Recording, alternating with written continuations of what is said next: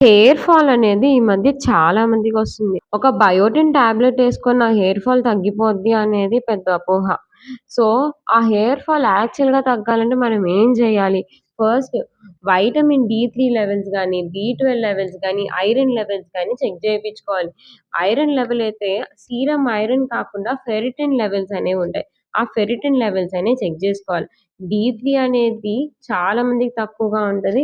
So, అది తక్కువైతే 100% supplement జేసుకోవాలి. బి12 అనేది హెయిర్‌కి చాలా important. And mostly vegetarians and vegan will be lacking in vitamin B12. So, ఈ 3 చెక్ జేపించుకోండి ప్రైమరీలీ. ఒకవేళ మీకేమన్నా ఎండోక్రైన్ డిజార్డర్స్ ఉంటే అంటే థైరాయిడ్ గానీ, పీసీఓఎస్ గానీ ఫస్ట్ దాన్ని అడ్రెస్ చేసుకుంటే ఆటోమేటిక్‌గా హెయిర్ ఫాల్ అనేది తగ్గుద్ది. ఆ హార్మోనల్ ఇంబాలెన్స్‌ని మనం అడ్రెస్ చేసుకోవాలి. మనకి హెయిర్ ఫాల్ అనేది తరచుగా కనిపిస్తది. Because hair is made up of protein.